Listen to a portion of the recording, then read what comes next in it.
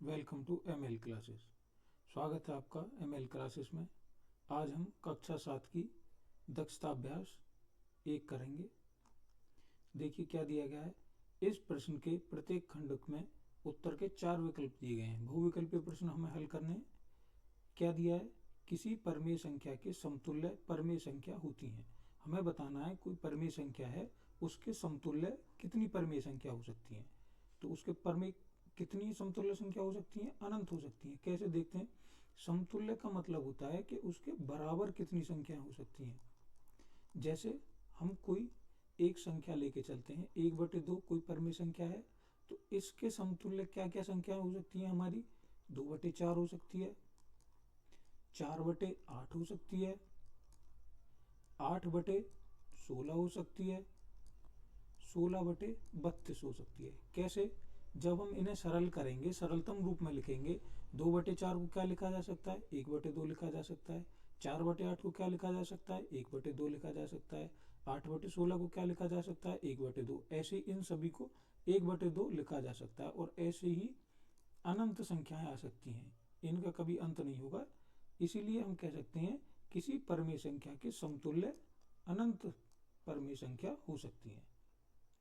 अगला प्रश्न देखते हैं। ख, परमेय संख्या -16/80 का सरलतम रूप लिखिए। सरलतम रूप मतलब इन्हें सरल करके लिखना है, हमें दोनों संख्याओं में भाग देना है किसी संख्या का।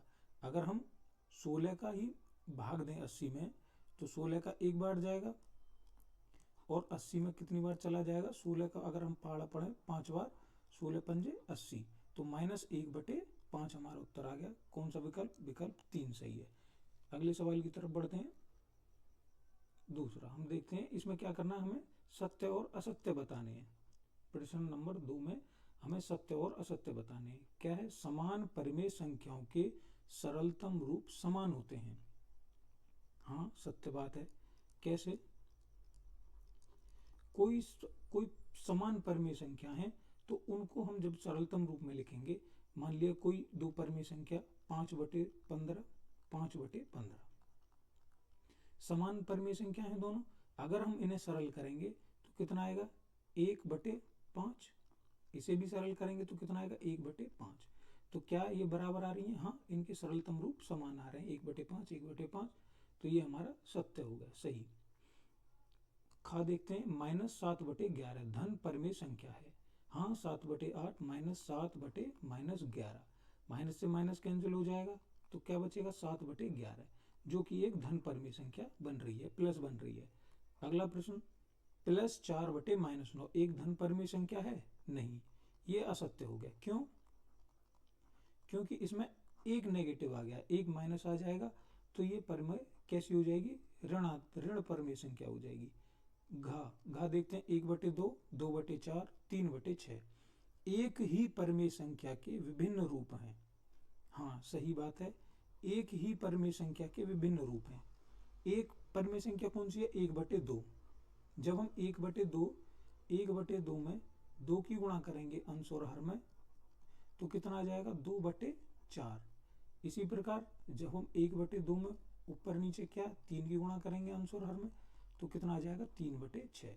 तो ये हमारे 1/2 के ही विभिन्न रूप आ रहे हैं, 2/4 और 3/4। तो ये हमारा क्या हो गया, सही हो गया। चा, -1/-3, -2/-6, -3/-9 विभिन्न परमेय संख्या है। तो क्या ये विभिन्न परमेय संख्या है, नहीं, विभिन्न परमेय संख्या नहीं है, ये एक ही परमेय संख्या के विभिन्न रूप हैं। कैसे, -1/-3, वही हमने 2 का गुणा किया, कितना आ गया, -2/-6, तो ये इसी का एक रूप है। ऐसे ही -1/-3, अगर हम 3 का गुणा करते हैं ऊपर नीचे, तो क्या आ जाएगा, -3/-9। तो ये एक विभिन्न परमेय संख्या नहीं है, अलग अलग नहीं है, ये 1/3 के ही अलग अलग रूप हैं। तो ये हमारा क्या है, असत्य हो जाएगा। अगला देखते हैं, -4/-5 और 4/5 समान परमेय संख्या है। हाँ, ये दोनों समान हैं, तो ये क्या हो जाएगा, सत्य। कैसे है समान, -4/-5, माइनस से माइनस कैंसिल हो जाएगा, तो क्या बचेगा, 4/5 यहाँ पे बचेगा और 4/5 यहाँ पे दिया गया है, तो ये क्या हो जाएगा, सत्य हो जाएगा। अगला प्रश्न, सभी पूर्णांक परिमेय संख्या हैं। सभी पूर्णांक परिमेय संख्या हैं। हाँ, सभी पूर्णांक परिमेय संख्या होते हैं। हमने पूर्णांकों को पढ़ा था। पूर्णांक जितने भी होते हैं प्लस में, जैसे पूर्णांकों को हमने पढ़ा था 0 इधर प्लस में, 2 3 इधर माइनस में, -1 -2, ये धनात्मक पूर्णांक और ये ऋणात्मक पूर्णांक, बीच में 0। तो जितने भी पूर्णांक होंगे, जैसे मान लिया 0 है तो 0/1 हमारा ये क्या हो गया, ये परिमेय संख्या हो गई। तो ऐसे हम कुछ भी लें, -5 -5/1, तो ये हमारा क्या है, परिमेय संख्या हो जाएगी। तो जितने भी पूर्णांक हैं वो सब क्या होते हैं, परिमेय संख्या होते हैं। अगला, सभी परिमेय संख्या पूर्णांक होती हैं। सभी परिमेय संख्याएं पूर्णांक होती हैं? नहीं, लेकिन सभी परिमेय संख्या पूर्णांक नहीं होती हैं। क्यों? अगर हम कोई परिमेय संख्या लेते हैं तो वो परिमेय संख्या p/q के रूप में आएगी, लेकिन हमारे पूर्णांक p/q के रूप में नहीं होते हैं, इसलिए सभी परिमेय संख्या पूर्णांक नहीं होते हैं। अगला प्रश्न देखते हैं, 0/5 और 0/-3 समान परिमेय संख्या नहीं है। तो ये क्या है, ये असत्य है। क्यों? 0/5 क्या हो जाएगा, 0, और 0/-3 ये भी 0, और 0 हमें पता है 0 एक परिमेय संख्या है, ये भी परिमेय संख्या है। तो ये परिमेय संख्या हमारी बराबर आ गई, और ये कह रहा है कि ये परिमेय संख्या समान नहीं है, बराबर नहीं है, तो ये क्या हो जाएगा, असत्य हो जाएगा। था, दो असमान परिमेय संख्याओं के बीच अनंत परिमेय संख्या होती है। हाँ, ये सत्य बात है। दो परिमेय संख्याओं के बीच में हम कितनी भी परिमेय संख्या बना सकते हैं। देखते हैं अगला प्रश्न, प्रश्न नंबर 3, निम्नांकित परिमेय संख्याओं को अवरोही क्रम में लिखिए। ये हमें किस में लिखना है, अवरोही क्रम। अवरोही क्रम जैसा हमने पिछले उसमें पढ़ा है, अवरोही क्रम। अवरोही क्रम हम कहते हैं घटता हुआ क्रम। घटता हुआ क्रम मतलब पहले हम क्या लिखते हैं, सबसे बड़ा, पहले सबसे बड़ा लिखा जाएगा, उसके बाद उससे छोटा, फिर उससे छोटा, इस तरीके से हम अवरोही क्रम लिखते हैं। तो देखते हैं क्या दिया गया है, 2/5, 4/7, 5/9 और 1/6। सबसे पहले हम क्या करेंगे, सबसे पहले हम इनका हर समान बनाएंगे। हर समान बनाने के लिए क्या करेंगे, एलसीएम करेंगे, लासा करेंगे। 5 7 9 6, लासा कितना आएगा, 3 से करते हैं, 5 7 3 2, सभी अलग संख्या आ गई, तो यहीं पे गुणा कर दो, 3 5 7 3 2, 5 का गुणा 10 21, लासा करेंगे तो लासा कितना आ जाएगा, 630। हमारा लासा आ गया 630। अब हमें सारी संख्याएं नीचे वाली हमें कितनी बनानी है, 630 बनानी है। देखो क्या दिया गया है, 2/5। 2/5 मतलब 630 में हमें 5 का भाग करना है, तो कितना आ जाएगा, 6 1 2 6, 126। 126 में अगर हम 5 का गुणा करेंगे तो कितना आ जाएगा, 630। 126 का नीचे गुणा करेंगे तो 126 का अंश में भी गुणा करेंगे। अगला क्या है, 4/7। इसी प्रकार 630 में 7 का भाग करेंगे तो कितना आ जाएगा, 7 नाम 63, 90 आ गया। तो यहाँ पे कितनी गुणा करेंगे, 90 की। इसी प्रकार ऊपर भी 90 की गुणा करेंगे। 5/9, अब 9 का भाग देंगे 630 में, कितना आ जाएगा, ये 70 आ जाएगा। ठीक है, इसी प्रकार यहाँ पे कितने का गुणा करेंगे, 70 का, ऊपर भी 70 का गुणा करेंगे, कोमा 1/6। अब इसी प्रकार इसे हल करेंगे, 630 में कितने का भाग करेंगे, 6 का, तो कितना आ जाएगा, 105, 105।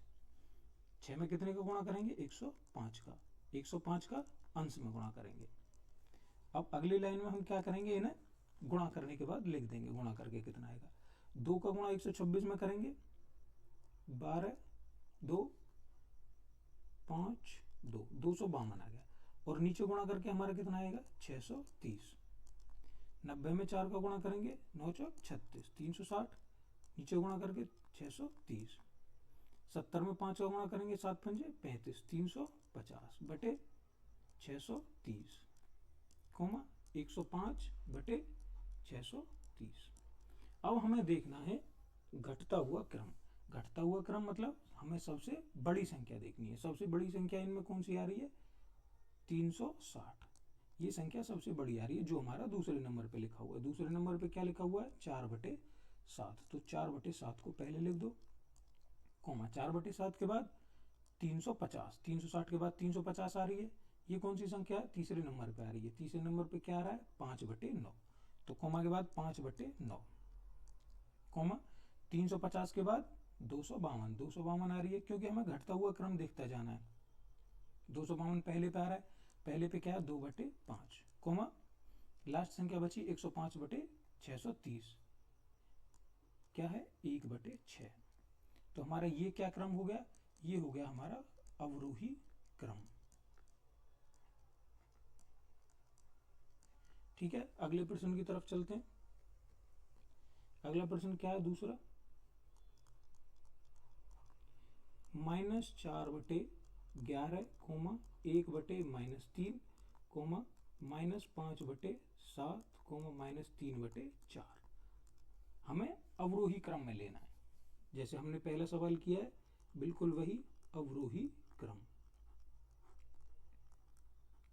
अवरोही क्रम हमने क्या किया? सबसे पहले हमने हर समान किए। हर समान करने के लिए क्या करेंगे? लासा लेंगे सबका। 11, 3, 7, 4। 11, 3, 7, 4 का लासा लेंगे। सभी संख्या अलग है तो सभी की गुणा कर देंगे। 11 की 3 में गुणा करेंगे, 11 गुणा 3 गुणा 7 गुणा 4। सबकी गुणा करेंगे। 11 की 7 में करी, कितना आ गया? 77 गुणा 4 की 12। गुणा करेंगे, कितना आ गया? 4, 2, 9। 924 आ गया हमारा लासा। 924। अब हमें क्या करना है? नीचे वाली संख्या हमें 924 बनानी है। तो संख्या लिख लो पहले, -4/11। 11 में गुणा करेंगे कितने की? जो हमारा 924 आ जाए। देखो भाग कर लेते हैं। 924/11 कितनी बार जाएगा? 8, 4, 84 बार गया। तो 11 में अगर हम 84 की गुणा करेंगे तो अंश में भी हम 84 की ही गुणा करेंगे। अगली संख्या देखते हैं। माइनस ऊपर ले जाएंगे, -1/3। 924 में 3 का भाग करें, 3, 0, 8। कितना आ गया? 308। 308 की गुणा करते हैं और ऊपर भी 308 की गुणा करेंगे, कोमा अगली संख्या उतारेंगे, -5/7। अब 924 में 7 का भाग करेंगे, कितना आ जाएगा? 924 में 7 का भाग करने पर हमारा आ जाएगा 132। 132 आ गया। 132 की नीचे गुणा करेंगे और 132 की ऊपर गुणा करेंगे, -3/4। अगली संख्या उतार ली। अब 924 में कितने का भाग करेंगे? 4 का भाग करेंगे। भाग करने के बाद कितना आ जाएगा? 2, 3, 1, 231। 231। इसी प्रकार 231 की गुणा ऊपर कर दी जाएगी। 4 की गुणा 84 में करेंगे। 4 चौक 16, 16 का 6, हासिल 1 लग जाए। 8 चौक 32 और 1 33। कितना आ गया? -336/924। सभी जगह 924 आएगा क्योंकि हमारा लासा 924 आया है। 308 में 1 की गुणा करेंगे, 308/924। -5, 132 की गुणा करेंगे, कितना आ जाएगा?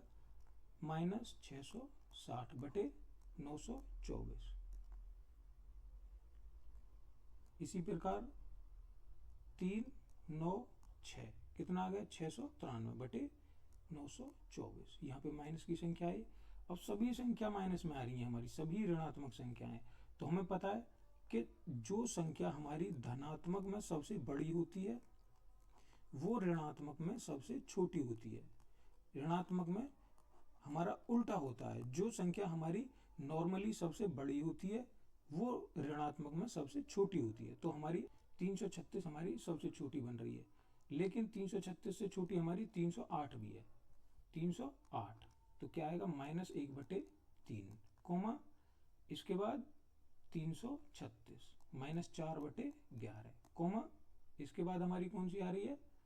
660 -5/7, कोमा इसके बाद जो संख्या बची -3/4। 4। तो ये हमारा क्या हो गया, अवरोही क्रम।